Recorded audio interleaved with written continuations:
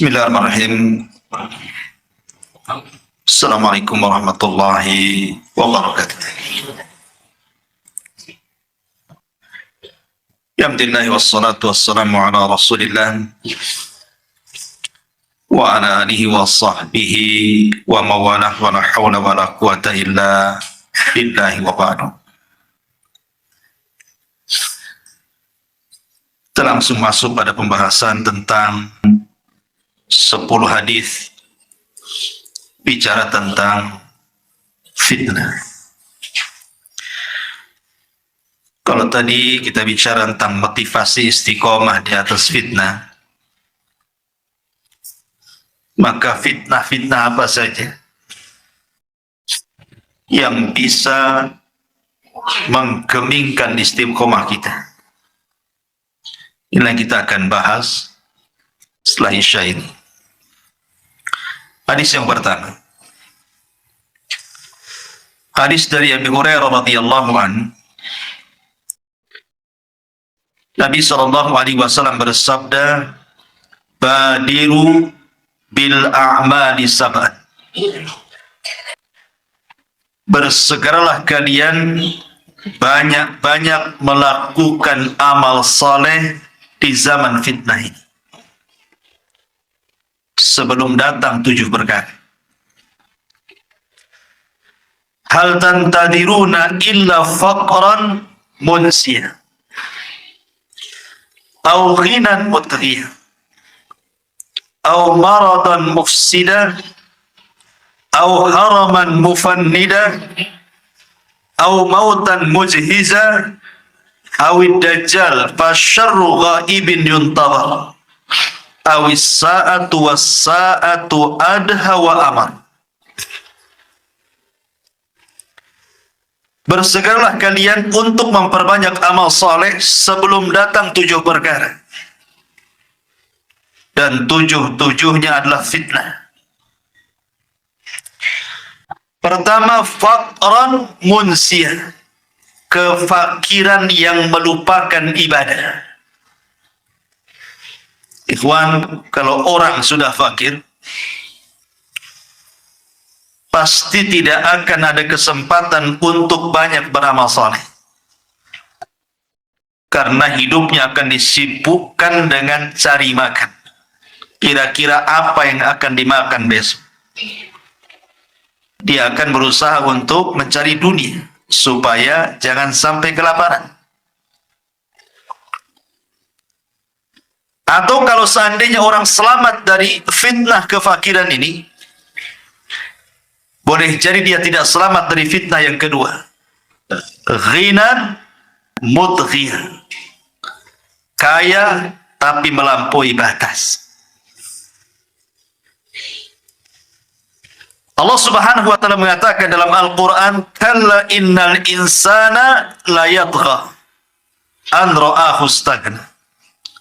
Sekali-kali jangan seperti itu, karena kekayaan itu terkadang melampaui batas. Banyak orang-orang kaya diazab dengan kekayaan.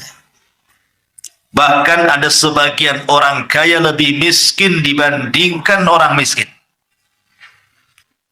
Ya, saya katakan banyak orang kaya diazab dengan kekayaannya, atau orang kaya lebih miskin dibandingkan orang miskin. Karena ada sebagian orang kaya itu yang semua waktunya hanya untuk uang, seolah-olah tidak ada waktu kecuali kerja, padahal sudah kaya. Orang miskin saja tidak seperti itu cari duitnya. Berarti orang kaya seperti ini itu sebenarnya dia miskin, karena waktu-waktunya cari duit saja kan. Padahal duitnya sudah ada, kok masih juga dicari. Sampai tidak ada waktu untuk istirahat, tidak ada waktu untuk ibadah, tidak ada waktu untuk keluarganya. Ini orang kaya miskin namanya. Orang miskin saja nggak kayak gitu cari duit. Berarti dia diazab dengan kekayaan, sampai kekayaannya tidak memberikan kesempatan kepada dirinya untuk istirahat. Lebih celakanya, dia melampaui batas. Karena orang kaya itu ada sebab untuk melakukan maksiat dengan hartanya. Mau mabuk tinggal beli, mau perempuan tinggal bayar, mau nyakiti orang tinggal sewa preman. Apa susahnya orang kaya? Melampaui batas. Ya. Oke lah, dia selamat. Dia tidak miskin yang menjadikan dia lupa, tidak pula dia menjadi orang kaya yang melampaui batas. Belum tentu dia selamat dari yang ketiga. Kata Rasul, au maradan mufsida, atau sakit yang membuat dia terduduk. Tidak bisa apa-apa. Kaya memang, tapi dia sakit terduduk, stroke, terbaring aja. Mau kemana? Mau ke masjid Istiqomah tak bisa, mau ngaji tak bisa, mau sholat tak bisa, umroh tak sanggup, haji apalagi. Apa yang bisa dilakukan orang sakit yang membuat dia terduduk? Oh, bila dia selamat dari yang ketiga, dia tidak miskin, dia kaya, dan kekayaannya tidak melupakannya. Dia pun tidak sakit, sehat. Tapi apakah selamat dari yang keempat?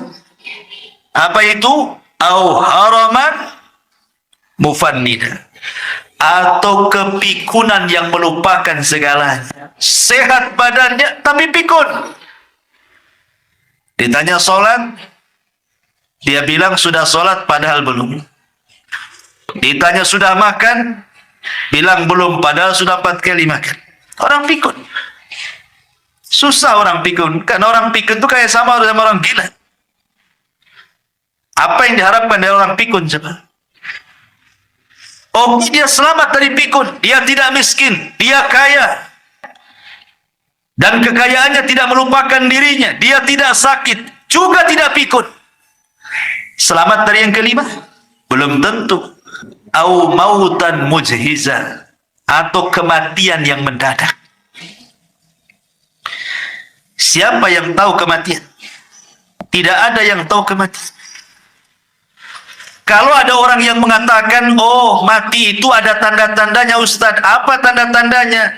Kalau usianya sudah 60-70 tahun, sudah tua-tua, itu udah alamat mati.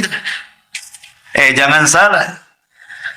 Menurut riset, penelitian, kalau di zaman dulu ya, orang tua banyak yang mati. Kalau di zaman sekarang terbalik, anak muda banyak yang mati. Orang tua itu jarang mati. Kenapa? Yang trek-trekan anak muda. Yang pandai naik motor anak muda. Orang tua itu di rumah aja, naik motor pun tak bisa. Cemana mau tabrakan? Yang tabrakan tuh anak-anak muda tuh. Hari-hari yang mati di jalan itu siapa? Anak muda. Narkoba anak muda, orang mabuk anak muda, pembunuhan anak muda, tawuran anak muda. Orang tua terduduk aja di rumah, lihat cucunya yang mati. Justru sekarang anak-anak muda yang mati itu, kan itu ya. Jadi kematian itu tidak bisa diprediksi. Kadang-kadang kita ini kalau di kota sana sudah beli motor baru, remnya bagus, bannya baru, sudah lama nyetirnya, lihai, pokoknya semua sudah mantap. Di jalan, pelan-pelan. Di jalan itu cuma 2 masalahnya, nabrak atau ditabrak. Mungkin kita nabrak orang atau ditabrak orang. Kita sudah hati-hati, orang yang tak hati-hati. Siapa yang bisa nyangka gitu kan? Takdir Allah itu kematian tidak ada yang tahu. Tidak ada yang tahu. Saya itu punya kawan di Batam. Malamnya ngobrol, sorenya divaksin, paginya mati. Sebayangkan. Padahal orangnya tukang goes itu. Nampak sehat badan, lebih sehat dia daripada saya. Habis divaksin, malamnya masuk rumah sakit, paginya innalillahi wa inna ilaihi raji'un. Siapa yang tahu? Apakah dia mati gara-gara divaksin? Tidak. Mati itu sudah ditakdirkan. Walaupun nggak divaksin juga memang harus mati dia besok itu. Karena sudah ditulis di Lauhil Mahfuz. Siapa yang bisa selamat dari kematian? Oke, dia tidak miskin, dia kaya, tidak melampaui batas, dia tidak sakit terduduk, dia tidak pikun, dia tidak mati mendadak. Selamat dari yang keenam. Awid dajjal fasyarru ghaibun yantadhar. Belum tentu dia selamat melawan dajjal. Siapa yang bisa melawan dajjal? Tidak bisa. Sampai-sampai Rasul mengatakan, kalau engkau berjumpa dengan dajjal, kabur, kata Rasul. Rasul yang nyuruh kabur. Jangan sok-sokan. Saya sudah ngaji tauhid gitu. Nabi yang suruh kabur. Kita selamat dari dajjal, kita sembunyi. Yang terakhir, satu dunia gak ada yang selamat. Awis sa'atu was-sa'atu adha wa amar. Kiamat. Siapa yang bisa selamat dari kiamat? Oke, yang pertama bisa, kedua, ketiga, keempat, kelima, keenam, bisa dia selamat. Yang terakhir gak ada yang bisa selamat. Kiamat. Gak ada orang yang selamat dalam kiamat. Apakah kita menunggu 7 perkara ini sehingga kita menunda-nunda amal soleh? Nunggu jadi fakir akhirnya sibuk kerja lupa ibadah? Atau nunggu kaya dulu, setelah kaya dia pikir dia bisa menguasai harta, harta pula menguasai dia? Atau dia mati mendadak? Atau dia sakit terduduk? Atau nunggu dajjal? Atau nunggu kiamat? Gak seperti itu. Makanya Rasul mengatakan, badiru bil amal, segera beramal mumpung ada waktu. Sekarang zaman fitnah masalah. Ini hadis pertama. Hadis yang kedua, Nabi SAW mengatakan dari Abis Al-Ghifari radhiyallahu anhu, sebuah hadis yang disahihkan oleh Syekh Nasiruddin Albani rahimahullahu ta'ala.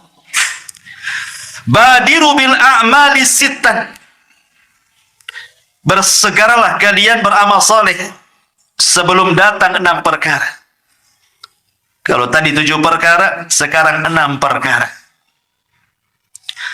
Imaratus sufaha wa kasratus syurati wa bai'ul hukmi wa istighfafan biddami wa qati'atir rahimi wa nashwun yattakhidunal qur'ana mazamira yuqaddimuna ahadakum aw ahadahum liyughanniyahu wa in kana aqalluhum fikhan. Bersegera kalian sebelum datang 6 perkara. Apa itu? Imaratus sufaha, para pemimpin yang jahil. Ketika datang para pemimpin yang jahil, bahaya kita. Nanti dia membuat kebijakan-kebijakan melarang ibadah. Gak boleh jilbab, kan dulu kan ada. Kemudian mulai mencampuri, membuat Islamophobia. Bahaya kalau pemimpin-pemimpin ini jahil. Lihat dulu Turki, setelah tumbang Turki Utsmani, kemudian datang masa-masa yang kelam bagi umat Islam kan. Sebelum Erdogan kan. Lihat apa yang terjadi. Rusak Turki. Itu karena pemimpin kan, bukan karena siapa, pemimpin. Makanya sampai ada yang meneliti kenapa Turki sampai gempa pada 99% itu umat Islam di sana. Rupanya ada yang menanya-nanya kepada orang Turki, sampai sholat 5 waktu lo ndak hafal. Jangan cerita sholatnya, nama-namanya. Ditanya nama-namanya lo datang. Coba sebutkan sholat 5 waktu, ndak tahu. Dia bingung. Kalau kita ini, orang kita masih mendingan nggak sholat saja. Kalau ditanya sholat 5 waktu, hafal dia. Zuhur, asar, maghrib, isya, subuh. Pada nggak sholat kan? Di sana nggak hafal. Gimana mau sholat? Memang betul-betul sudah sekuler. Kemal Atatürk memang luar biasa, dia merubah negeri Islam menjadi sekuler kan. Dan itu bagi pemimpin setelahnya sulit untuk mengembalikan. Itu gara-gara imaratus supaya ini fitnah.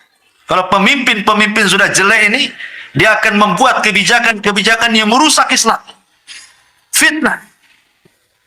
Apa kita menunggu pemimpin-pemimpin yang seperti itu sehingga kita baru beramal? Enggak seperti itu kata Rasul. Badiru bil amal. Segera beramal. Yang kedua, wa kasratus syurat. Banyaknya polisi. Banyaknya tentara. Mau darat, mau laut, mau udara, mau polisinya. Kenapa menunjukkan banyak polisi itu berarti banyaknya kerusuhan, banyaknya kriminal.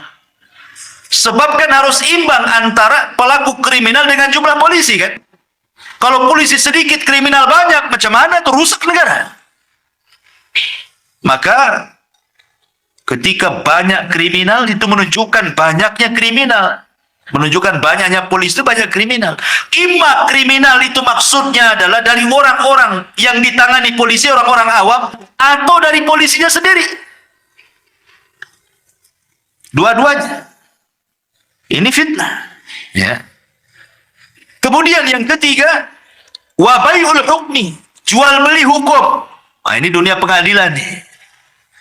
Bayar jaksanya, bayar hakimnya, bayar saksinya. Semua bisa terjadi di pengadilan itu.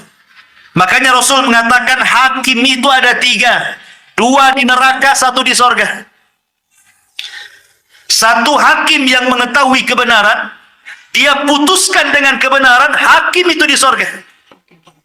Yang kedua, hakim tahu kebenaran, dia putuskan pula dengan kebatilan, masuk neraka kau. Yang ketiga, hakim jahil, putuskan pula dengan kejahilannya, batillah dia, masuk kau ke neraka. Dan kebanyakan lihat perbandingannya 1:2. Yang 1 masuk surga, yang 2 masuk neraka. Menunjukkan apa? Menunjukkan banyak hakim yang bejat dibandingkan yang baik. Karena Rasul yang ngomong seperti itu. Hakim yang tahu kebenaran, dia putuskan dengan kebenaran. Hakim yang tahu kebenaran, dia putuskan kebatilan. Hakim yang jahil dari kebenaran, otomatis dia akan putuskan dengan kebatilan. 1 di sorga, 2 masuk neraka. Dan itu disebut biaul hukmi namanya. Kemudian yang ketiga, yang keempat, istighfafan bidah, memudah-mudahkan soal darah. Dulu waktu saya di Yaman, belum ada perang di Yaman. 99% orang Yaman itu pegang senjata. Sak miskin-miskinnya orang bawa pistol di sana. Jadi jual senjata itu bebas di pasar, kayak jual handphone. Tapi selama saya belajar di sana, nggak ada orang ditembak langsung. Kalau tenggar, nembaknya ke langit, doh, gitu saja. Kalau lagi emosi itu, tembaknya ke langit, bukan ke badan dia. Tapi di Indonesia ini tidak bebas senjata, hanya militer saja dan polisi yang pegang. Tapi hari-hari banyak orang mati kena tusuk. Memang nggak ditembak, ditusuk kan itu ya. Dicarok, diracun, digantung, macam-macam. Lebih banyak kematian di sini daripada di sana. Pada logikanya kalau mau bunuh-bunuhan di sana lebih banyak. Oh, senjatanya dipegang semuanya sama orang. Dan ini menunjukkan bahwa terjadi istighfafan bidam, darah itu murah, persis seperti sabda Rasul, nanti di akhir zaman itu al-qatil la yadri fima qatal wal maqtulu la yadri fima qutil. Orang yang membunuh bingung kenapa dia bisa membunuh, orang yang dibunuh lebih bingung kenapa dia bisa dibunuh. Salah apa dia? Bukankah dalam Islam itu pembunuhan itu ada caranya? Kalau dia bunuh baru dibunuh, itu disebut qisas. Kalau dia seorang yang sudah menikah kemudian dia berzina, itu disebut rajam sampai mati. Atau kalau dia murtad, kata Rasul, man baddala dinah faqtuluh, dimintai tobat, kalau tidak penggal dalam hukum Islam. Ada aturan bunuh-bunuh dalam Islam kan? Tapi sekarang tidak ada aturan. Urusan tanah 1 jengkal bunuh-bunuhan, urusan waris bunuh-bunuhan, urusan tengkar anak tetangga bunuh-bunuhan. Sekarang mudah, urusan rebutan pacar bunuh-bunuhan, cemburu istri yang sudah diceraikannya diambil orang, dibunuh pula orang itu. Berkedok dukun, dibunuhnya, diracunnya orang-orang itu. Di Indonesia itu ya Allah paling mudah bunuh orang. Dan ini fitnah. Ya. Kemudian waqati'atir rahim, mudahnya memutus silaturahim. Mudah. Anak durhaka sama orang tua, saudara ndak akur dengan saudaranya, ponakan ndak atur dengan pamannya, bertengkar satu keluarga. Lebaran itu kayak kucing-kucingan, nggak ada ketemu. Rasanya keluarga besar itu kayak keluarga kecil, seolah-olah ndak punya keluarga. Kenapa? Saling memutus silaturahim. Dan ini sudah terjadi. Dan ini fitnah. Kemudian yang nomor 6, wa nash'un yattakhidunal qur'ana mazamir yuqaddimuna ahadahum liyughanniyahu wa in kana aqalluhum fiqha. Dan ada orang-orang mencari para qari, pembaca Quran, didatangkan untuk baca Quran, hanya didengarkan lagunya seperti dia mendengarkan musik. Walaupun yang membaca Quran itu tidak tahu fikih. Bahaya. Jadi mengundang orang-orang pakar-pakar Quran itu seperti mengundang artis hanya untuk dinikmati lagunya. Tanda-tanda kiamat. Wa nashwun yattakhidunal Qur'ana mazamir, menjadikan pakar-pakar Quran itu hanya dinikmati lagunya saja. Dia tidak paham isi yang dibacanya itu. Ini tanda-tanda, ini fitnah juga. Ya. Masyurul muslimin yang dimuliakan Allah Azza wa Jalla, ini hadis yang kedua. Hadis yang ketiga, Nabi SAW, Umar bin Khattab radhiyallahu an, ketika itu pernah duduk-duduk bersama para sahabat. Di situ ada Hudzaifah ibn Yaman. Hudzaifah itu seorang sahabat termasuk sirrun Nabi, pemegang rahasia Nabi. Kata Umar, ayyukum sami'a Rasulullah yadhkurul fitana. Siapa di antara kalian yang pernah mendengar Rasul bicara soal fitnah? Faqala qaumun, sebagian sahabat berdiri dan mengatakan, nahnu sami'nahu ya Amirul Mukminin. Kami dengar wahai Amirul Mukminin. Faqala la'allakum ta'nuna fitnatar rajuli fi ahli wa jari. Kata Umar, paling tinggi kalian hendak bicara soal fitnahnya seorang laki-laki dengan keluarga atau dengan tetangganya. Maka sahabat mengatakan, ajal, iya maksudnya itu. Maka Umar mengatakan, tukaffiruha as-salatu was-siyam was-sadaqatu. Kalau itu bisalah digugurkan dosanya dengan salat, puasa dan sedekah. Akan tetapi yang saya tanya bukan itu. Tapi fitnah kalau datang, tamuju maujil bahri. Tamuju maujul bahri, seperti gelombang dahsyat yang akan menggulung manusia.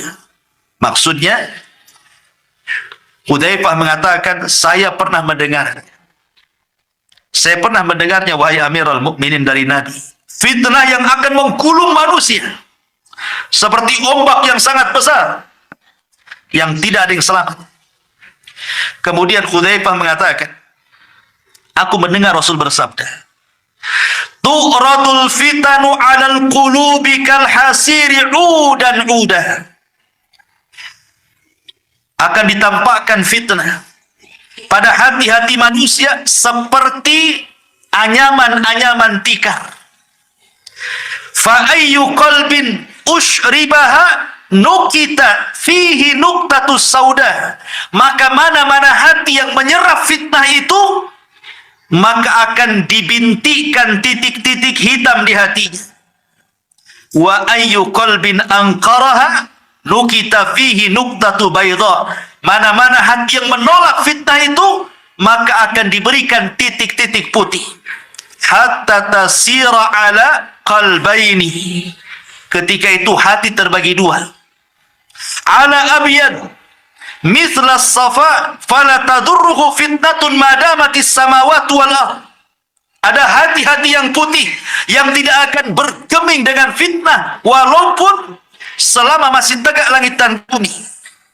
Wal akharu aswad, tapi ada hati-hati yang sangat hitam, murba dan sangat pekat hitamnya, kalquzi muzahiyah, seperti cangkir yang dibalik.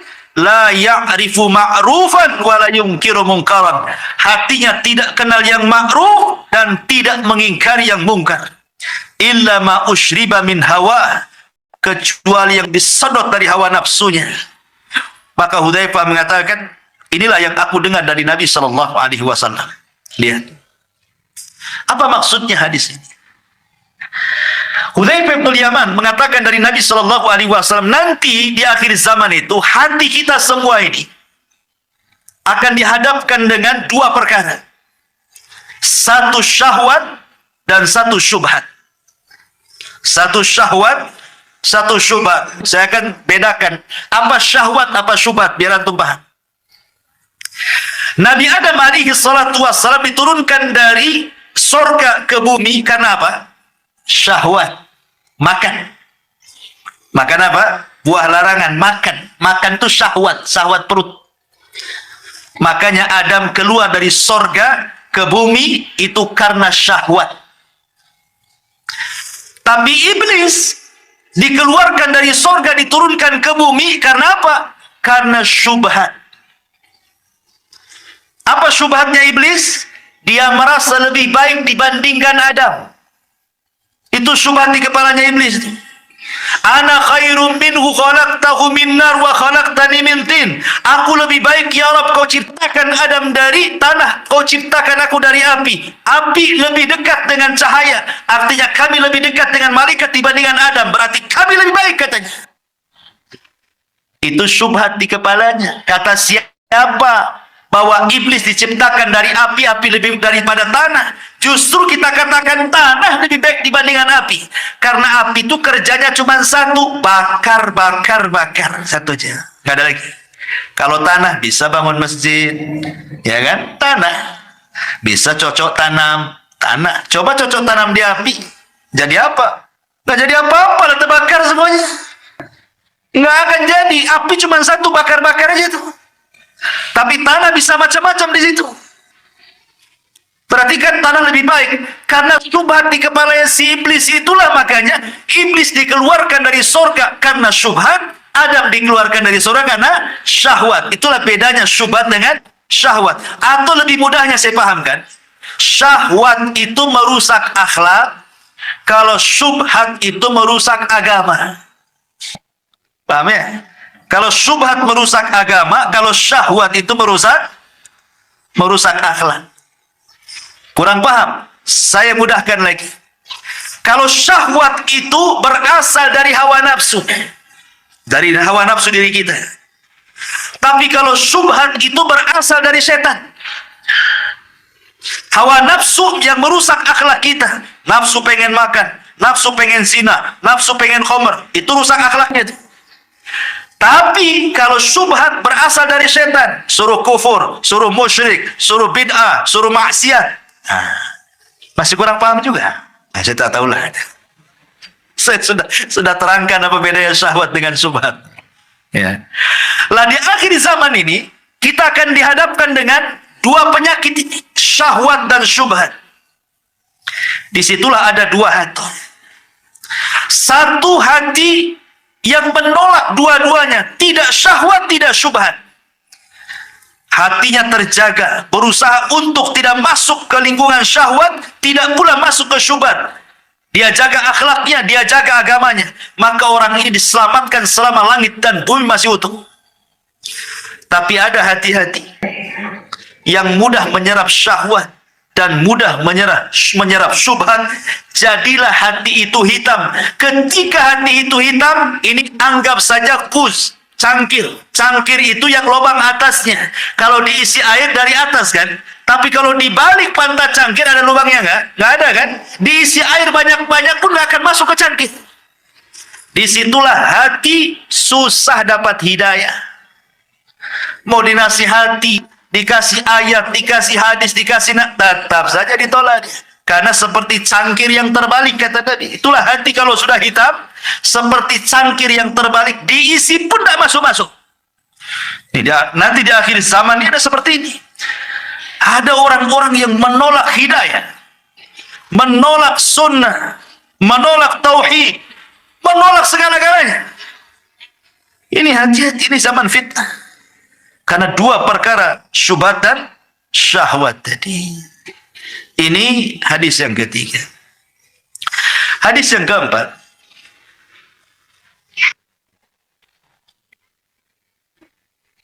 Di antara fitnah yang keempat adalah fitnah al-mal. fitnatul mal. Nabi Shallallahu Alaihi Wasallam mengatakan, Inna likulli ummatin fitnatun, wa fitnatu ummatil malu. Sesungguhnya setiap umat itu ada fitnahnya, dan fitnah umatku, kata Rasul, adalah harta. Fitnah umatku adalah harta. Nabi sebelum meninggal, 3 hari sebelum meninggal, Nabi itu naik ke atas mimbar, dan itu khutbah terakhir. Habis itu Rasul meninggal. Salah satu penggalan khutbah Rasul itu, Rasul mengatakan apa? Wallahi, bersumpah dia, wallahi mal faqru ahsya alaikum, walakin asya alaikum antum satad dunya kama busitat ala man kana qablakum fatanafasuha kama tanafasal ladzina min qablikum fatuhlikakum kama ahlakathum, kata Rasul. Aku demi Allah, bukan kefakiran yang aku takutkan kepada kalian, kata Rasul. Yang aku takutkan kalau harta dibentangkan kepada kalian, kalian mengejar harta persis seperti orang dulu mengejar harta, kemudian Allah hancurkan kalian persis seperti orang dulu Allah hancurkan. Dari sini menunjukkan bahwa harta ini terkadang bisa menjadi baik, bisa pula menjadi buruk. Mengumpulkan harta tidak tercela, mau kaya sebagaimana manapun, seberapa apapun, tidak tercela dalam Islam itu. Abu Bakar kaya, Utsman kaya, Abdurrahman bin Auf kaya. Bahkan dari 10 sahabat yang dijadikan para rasul, lebih banyak orang kaya dibandingkan orang miskin. Siapa yang mencela kekayaan? Tidak ada yang mencela kekayaan. Tapi kekayaan tercela itu kalau sampai alhaqumut takatsur hatta zurtumul maqabir. Kalau sampai melalaikan, hanya gara-gara cari dunia lupa sholat, lalai. Cari dunia lupa ngaji, cari dunia lupa baca Quran, cari dunia lupa zikir, lupa segalanya. Itu yang menjadikan harta tercela. Padahal hakikat harta itu tajmi' wa tafriq, dikumpul, habis itu ditinggal. Itulah hakikat harta. Coba kalau kita pernah mendengar ada bos apa mati kena tabrak, hartanya banyak, mati kena tabrak, tetap saja kain kafannya yang murah. Yang murah kain kafannya kan. Nggak ada kain kafan yang harga miliar, tetap juga kain kafan kiloan.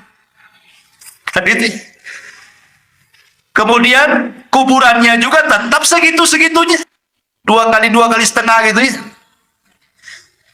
Apa yang membedakan orang kaya dan orang miskin coba kalau dikubur tuh? Tidak ada yang membedakan. Orang itu jadi mulia, ikhwan, itu bukan karena jasad. Orang itu jadi mulia karena ruh. Selama ruh itu masih di badan, disitulah orang jadi mulia. Ketika ruh keluar dari badan, nggak akan mulia lagi. Sehebat-hebatnya orang hebat di negeri kita siapa? Presiden. Coba kalau presiden dicabut ruhnya, biarkan jasadnya 1 minggu. Busuk tidak? Busuk. Siapa yang mau dekat-dekat presiden lagi? Hah? Siapa yang mau dekat presiden setelah 5 hari dia mati? Nggak ada. Makanya cepat dikubur kan, biar nggak busuk. Tapi kalau masih ada ruhnya, pasti dekat-dekat. Jadikan menteri saya dong. Jadikan ini, mulai dekat-dekat. Pengusaha-pengusaha itu. Karena masih ada ruhnya. Orang mulia itu kan ada ruh sebenarnya. Makanya malaikat sujud itu bukan kepada jasadnya Adam, tapi kepada ruh yang ditiupkan Adam. Maka Allah mengatakan dalam Al-Quran itu, falamma sawaituhu wa nafakhtu fihi min ruhi faqa'u lahu sajidin, kata Allah.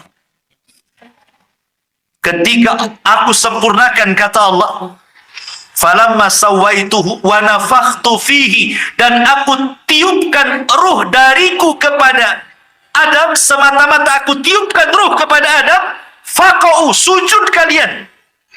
Jadi sujudnya malaikat kepada Adam karena ruh dimasukkan. Jadi malaikat itu karena menghormati ruhnya Adam. Barulah orang itu kalau masih ada ruhnya, mulia dia. Karena kalau ada ruhnya, pakaiannya macam-macam. Dia bisa ganti-ganti pakaian kan? Tapi kalau sudah orang mati, pakaian cuma satu putih aja. Nggak ada orang mati itu aneh yang satu ini. Karena dia suka batik, kita pakai batik aja lah. Nggak ada orang kain kapan warna batik. Selama ada yang putih, pasti yang putih. Walaupun dia punya pabrik batik. Ya kan? Karena semua sama. Makanya ulama membahasakan harta itu tajmi wa tafrik, dikumpulkan habis itu ditinggalkan. Ahli waris itu sedih, hari pertama saja sedih nangis bapaknya meninggal. Masya Allah, lupa dengan hartanya bapak, yang ingat bapaknya saja. Itu hari pertama, nangis satu emper. Hari kedua, masih sedih. Hari ketiga, mulai tanya sertifikat, tanya berangkas, tanya notaris, mana harta bapak. Mulai. Ya. Begitu manusia.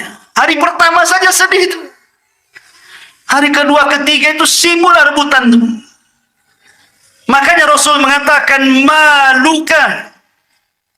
Wama maluka, hartamu, kata Rasul, ma akalta fa'afnaita, wa ma labista fa'ablaita, wa ma tasaddaqta fa'abqaita, kata Rasul. Hartamu yang kau makan ludes, yang kau pakai usang, yang kau sedekahkan itu yang sebenarnya hartamu, kata Rasul.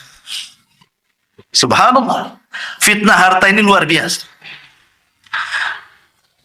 Ma'asyiral muslimin yang dimuliakan Allah Azza wa Jalla. Kemudian yang nomor 5, fitnatul jah. Ini lebih bahaya lagi.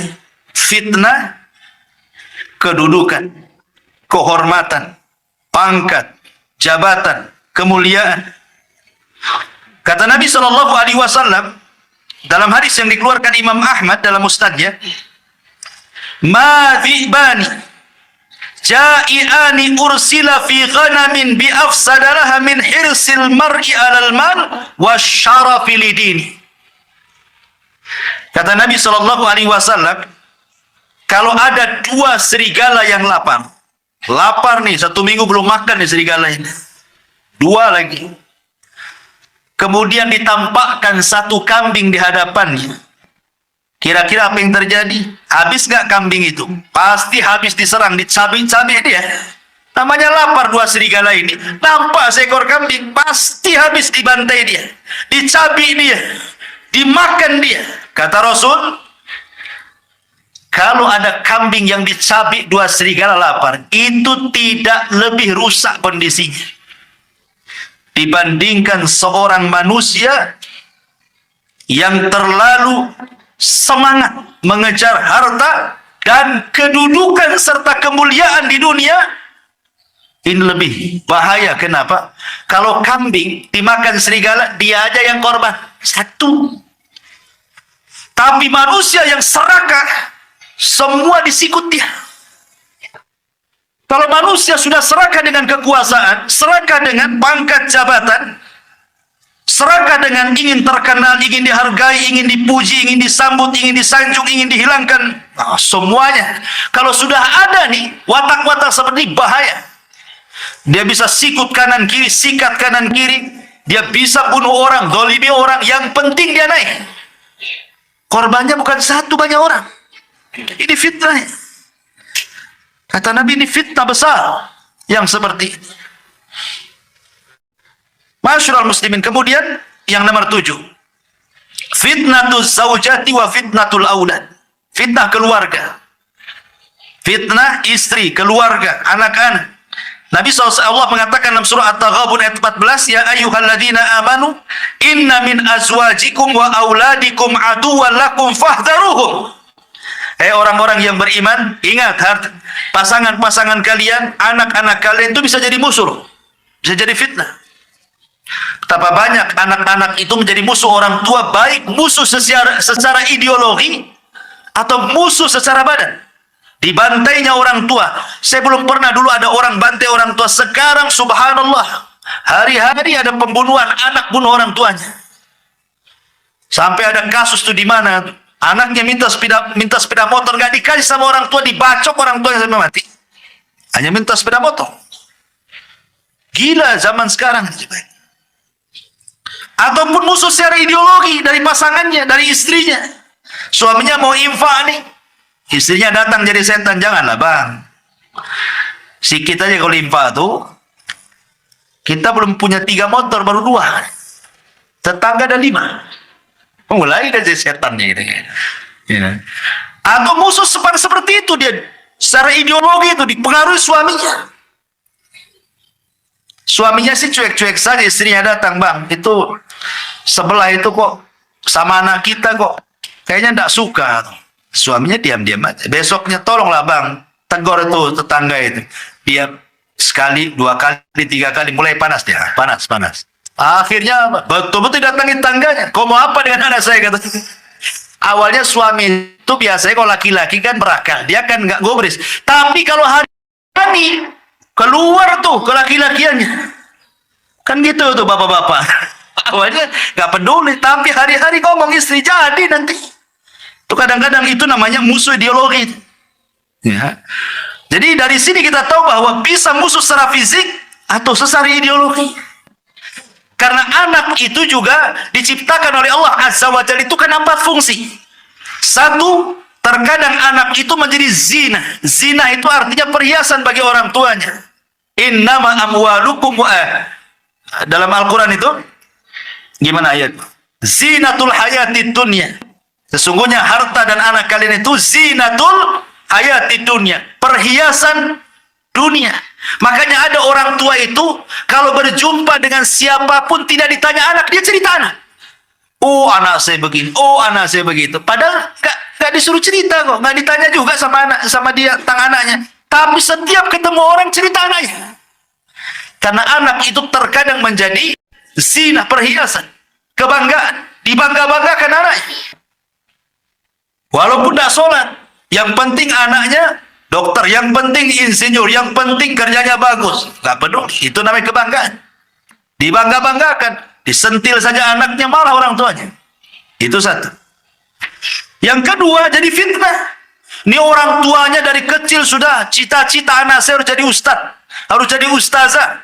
Sampai dia hutang sana kemari, kau mondok na sana, kau sekolah agama sana. Sudah jor-joran habis-habisan orang tua itu ngarahkan anak. Sudah mondok. Anaknya sudah sekolah tinggi-tinggi. Bukannya berbakti, kurang ajar pula dia. Fitnah. Terkadang jadi fitnah. Untuk menguji orang tuanya, kesabarannya. Atau yang ketiga, musuh seperti ayat yang tadi. Betul-betul bukan fitnah, jadi musuh lagi. Dibantainya orang tuanya, dipukulnya orang tuanya, dimaki, dibentak. Tentu yang keempat yang kita inginkan seperti doa yang diajarkan Al-Quran, Rabbana hablana min azwajina qurrata a'yun waj'alna lil muttaqina imam. Rabbana hablana min azwajina wa dzurriyyatina qurrata a'yun waj'alna lil muttaqina imam. Ya Allah, jadikan pasangan kami dan anak turunan kami qurrata a'yun, penyejuk mata, senang dipandang di dunia dan akan menyenangkan di akhirat. Itulah qurratul a'yun. Ya, untuk menjadikan anak seperti ya tentu ya harus betul-betul diawali dari awal, cari pasangan yang bagus. Bukan setelah punya anak, dari mulai cari pasangan. Fadfar bidzatid din taribat yadak, cari yang bagus agamanya, kan itu. Anak-anak muda nih. Ya, bukan cari yang bening, cari yang bagus agamanya. Baru setelah bagus agamanya, baru menikah. Sehingga kalau bagus agamanya, diawali dengan rahmat. Ya, mau nikah saja rahmat Allah sudah turun. Ini cari yang bening, walaupun auratnya tampak sobek-sobek sana sini. Itu diawali dengan laknat tuh mau nikah. Turun laknat dulu, mau nikah ada turun laknat. Cemana mau sakinah mawaddah warahmah? Belum menikah saja cari pasangan, dia rela yang buka aurat. Yang penting bening katanya. Gampang Ustaz, yang penting bening, nanti saya jilbabi katanya. Alasan dia, yang penting dia jilbabi. Ternyata dia yang dijilbabi istrinya. Naudzubillah. Masyarul muslimin yang dimuliakan Allah Azza wa Jalla. Jadi itu juga fitnah keluarga dan anak. Kemudian secara umum yang nomor 8 ya, fitnatun nisa. Disebutkan dalam hadis Nabi Shallallahu Alaihi Wasallam, fitnah wanita secara umum sinfani min ahlin nari lam arahuma ba'du. Ada 2 kelompok kata Rasul, di zamanku nggak ada nih. Di zaman Nabi nggak ada 2 kelompok itu. Adanya di zaman sekarang. Salah satunya kata Nabi Shallallahu Alaihi Wasallam, nisaun kasiyatun ariyatun ma'ilatun mumilat ala ru'usihinna kasnimatil buktil ma'ilat. La yadkhulna al-jannah wa la yajidu rihaha wa inna rihaha la yujadu min masirati kada wa kada. Perempuan menggunakan pakaian tapi telanjang, lenggak-lenggok sana sini seperti punuk unta yang bergoyang. Wanita ini tidak akan masuk surga padahal, dan tidak akan mendapatkan bau surga padahal bau surga akan tercium sejarah ini dan itu. Lihat sekarang wanita-wanita di zaman sekarang persis yang disabdakan Rasul. Ketika Allah mengatakan wala tabarrujna tabarrujal jahiliyatul ula, janganlah kalian bertabarruj seperti wanita jahiliyah yang pertama. Macam mana coba tabarrujnya wanita jahiliyah itu? Tabarrujnya wanita jahiliyah itu, mereka menggelung rambutnya, kemudian ditutupi jilbab, jadi nampak kayak punuk tuh. Tapi pakai jilbab. Ya. Kemudian pakai anting-anting kakinya sehingga kalau jalan tangting-tangting. Tapi badan sebagian mereka masih tertutup. Itu orang jahiliyah yang dikatakan wala tabarrujna tabarrujal jahiliyah. Sekarang tidak. Memang dibuka semuanya sekarang ini. Nggak ada tutup-tutupan kan itu. Nggak ada. Kayaknya semua pakaian kurang bahan. Tapi itu pula yang model. Artinya, model di zaman sekarang yang wanita pakai itu lebih jahiliyah dibandingkan orang jahiliyah gitu maksudnya. Orang jahiliyah saja dilarang, ini lebih jahiliyah lagi. Jahiliyah model. Makanya fitnah wanita itu luar biasa. Lebih-lebih sekarang sudah ada medsos. Kalau dulu gitu ya, cerita orang dulu, mau nengok aurat perempuan itu ngintip itu ke sungai-sungai. Naik ke pohon, tengok dari pohon pisang, sekali pohon pisangnya roboh ketahuan zaman dulu. Ya. Zaman sekarang tidak perlu, antum beli handphone, beli kad, isi pulsa, masuk kamar, masuk ke web nggak jelas tuh. Dari pagi sampai malam melotot nggak akan ditangkap hansip. Sekarang lihat aurat tuh tinggal nampak gitu saja. Kalau dulu ngintip-ngintip dulu tuh susah tuh, nunggu malam, nunggu subuh kan itu ya, sampai sembunyi-sembunyi. Oh sekarang na'udzubillah ya, fitnah wanita. Akhirnya apa?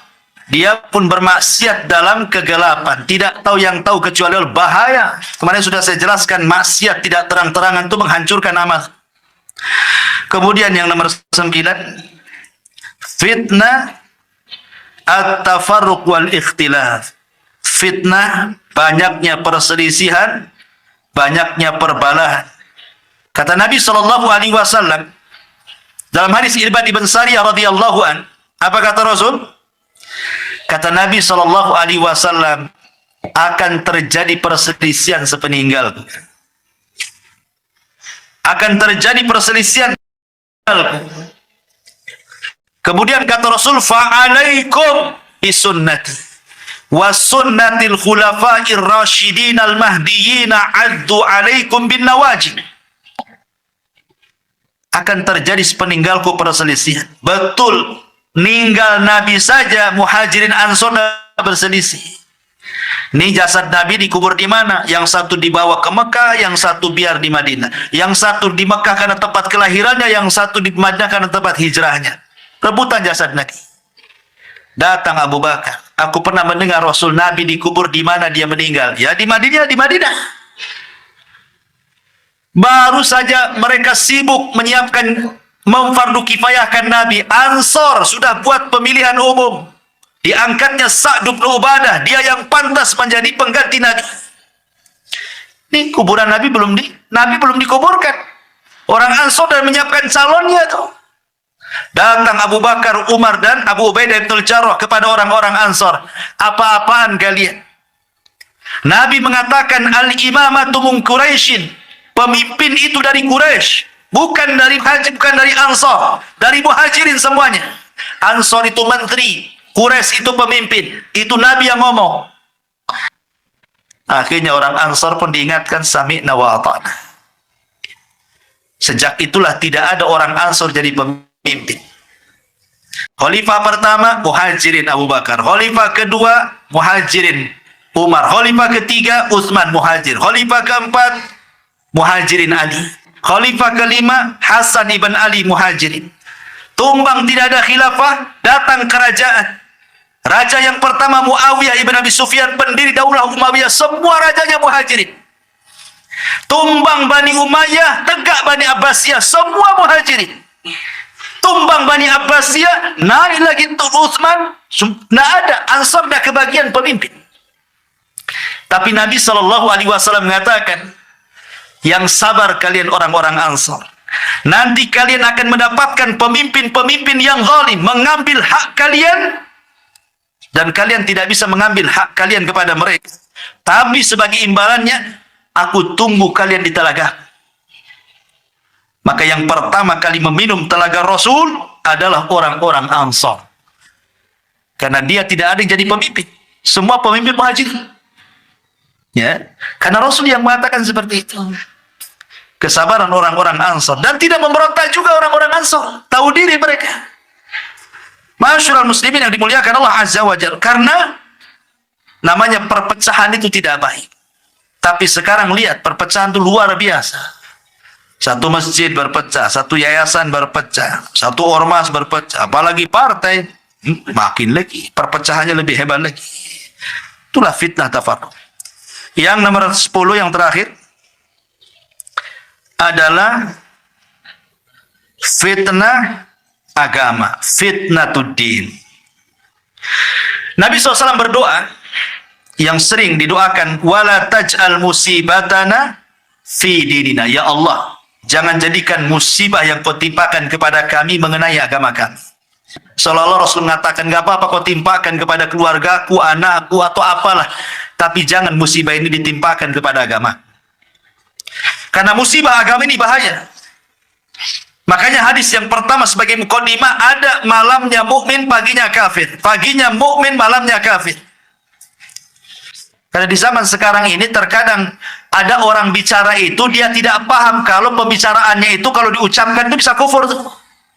Contoh, ya, ketika mengatakan, oh syariat rajam, syariat potong tangan itu hanya cocok di zaman dia, di zaman Nabi. Zaman sekarang nggak cocok. Quran dan Sunnah itu cocok di zaman Nabi. Kalau sekarang diterapkan di zaman kita nggak cocok. Sekarang bukan zaman unta, sekarang zaman Fortuner, nggak bisa. Kufur. Islam itu relevan mau zaman mau waktu. Zaman dan waktu ikut Islam, bukan Islam ikut zaman. Ini kalimat kufur kadang-kadang. Ya. Nggak terasa diucapkan kufur dia. Atau sekarang banyak kalimat kufur kan. Baik syirkul akbar atau syirkul asghar. Baik kufur kecil atau kufur besar. Seperti menisbatkan nikmat. Kalau bukan karena kamu, tentu saya nggak seperti ini. Mana Allah? Kok karena bukan karena kamu pula? Yang benar kalau bukan karena Allah, kemudian kamu. Ada dokter yang mengatakan, datang pasien ke dokter. Gimana dokter pasien? Kata dokter, ya kami sih berusaha menyembuhkan, sisanya untuk Allah. Allah dikasih sisa sama dia. Kurang ajar nggak dokter? Ya, harusnya jangan ngomong begitu dong dok. Bilang saja, ya kami berusaha. Semuanya atas kehendak Allah. Apa susahnya? Bukan kami sih berusaha, sisanya diberikan kepada Allah. Pak, lebih banyak dia daripada Allah. Sisa kan sedikit. Kurang ajar deh. Kufur. Jadi kadang-kadang ya, tak terasa itulah yang dikatakan pagi mukmin, malam kafir. Malam iman, karena ucapan. Orang nggak sadar dengan ucapan itu keluar dari Islam. Itu fitnah. Ya. Makanya Rasul mengatakan fitnah itu seperti gelapnya malam. Nabrak-nabrak orang itu. Karena tidak ada ilmu. Makanya yang bisa melawan fitnah itu ilmu. Banyak belajar supaya bisa membedakan mana hak, mana yang batil. Ya, dan banyak lagi cara terhindar dari fitnah. Cuman karena sudah malam saja, kita sampai di sini dulu. Kita tanya dulu ini, ada jawab. Afwan Ustadz, ada umahat bertanya.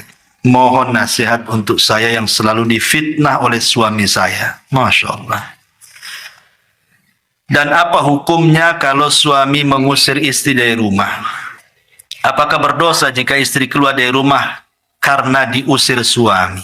Mohon pencerahannya Ustaz. Iya. Alhamdulillah. Pertama, tidak boleh suami itu mengusir istri. Sehebat apapun pertengkaran, tidak boleh mengusir dari rumah. Bahkan, sekalipun sudah dicerai, anggaplah sudah dicerai, tapi bukan talak 3. Baru talak pertama atau talak kedua. Karena talak pertama habis masa idah. Kalau sudah habis masa idahnya 3 kali sucian haid, baru boleh keluar. Artinya kalau belum 3 bulan, kalau pakai bulan, kalau pakai haid ya 3 kali haid, kalau pakai bagi pendapat yang suci dari haid ya 3 kali suci dari haid, beda sedikit dengan haid kali 3 bulan, senangnya. Maka dia berhak di rumah tidak berisik.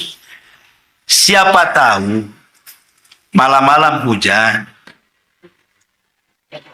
dingin, ya kan? Kepengen, kan ada istri, kan rujuk, bisa digauli lagi. Itu sudah rujuknya, ya kan? Kalau istri keluar, padahal masih istri dia, satu dia zalim, kan istrinya. Walaupun sudah dicari masih istrinya, kan itu istri tergantung sampai habis masa iddah. Kalau memang tidak suka dengan istri, ada kaidah dalam Al-Quran itu, wa in takhafuna nusuzahunna. Kalau engkau takut istri itu berbuat selingkuh, nasihati fa'idhuhunna. Pertama nasihati. Sudah enggak suami itu menasihati? Nasihati dulu. Kalau dinasihati degil juga, masih juga. Apa kata Allah? Wahjuruhunna fil madajid. Pisah ranjang. Biar istri tidur di kamar, antum tidur di gudang. Bapak, kan masih satu rumah. Ya, yang penting atau punggung-punggungan istri. Artinya nggak usah pisah ranjang itu jauhi. Jangan berhubungan. Kalau istri berakal sakit itu. Kalau istri itu berakal, antum gitukan itu sakit hati. Masalahnya istri zaman sekarang nggak berakal. Ya kan? Jadi kalau suami itu pisah dengan istri, memang itu yang dicari istri, kau jauh-jauh lah sana katanya. Ini kedua. Kalau juga sudah pisah ranjang, tak mau juga dia. Maka yang ketiga, wadribuhun. Boleh memukul. Itu pukulan formalitas saja.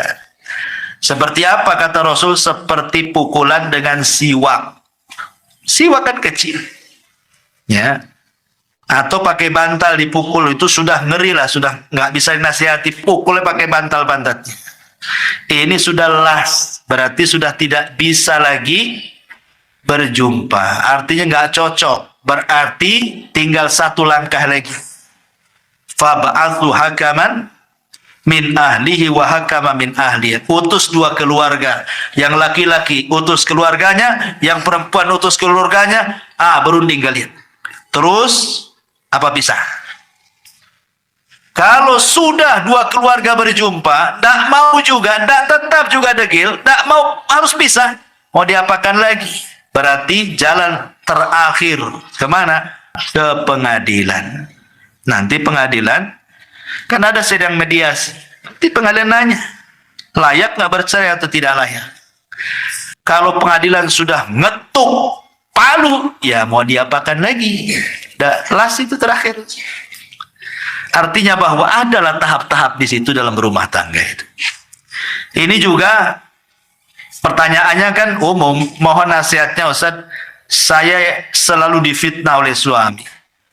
Difitnah apa? Nyuri duit di dompet, ya kan? Fitnahnya gimana, selingkuh atau fitnahnya apa? Kan tidak tahu. Ya. Kemudian apa hukumnya kalau suami mengusir istri? Tidak boleh zalim. Kalau diusir-usir. Kalau tidak suka, biarkan saja. Ikuti tahapan tadi. Ya.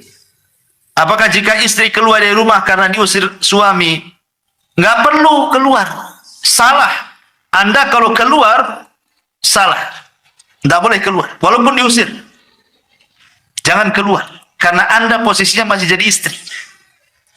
Sebab kalau wanita sudah keluar gara-gara permasalahan rumah tangga, lari ke rumah mertuanya, kemudian cerita, dipastikan cerai. Karena pasti cerita yang buruk-buruk suaminya kan. Pasti orang tuanya marah. Ya, enak saja anakku yang membesarkan, bukan dia yang besarkan, sudah kawin didolimi. Udah ngapain saja. Mendingan cari lagi, banyak kok suami. Mulai kompor datang. Kompornya itu bukan yang 5 gas, 25 gas. Yang gede, jadilah. Ya. Jadi, yang harus dipahami, ya kalau bisa sih, cobalah didamaikan. Apa masalahnya? Wallahu a'lam. Cukup, subhanallah bihamdika. Asyhadu an la ilaha illa anta astaghfiruka wa atubu ilaik. Allahu ta'ala. Assalamualaikum warahmatullahi wabarakatuh.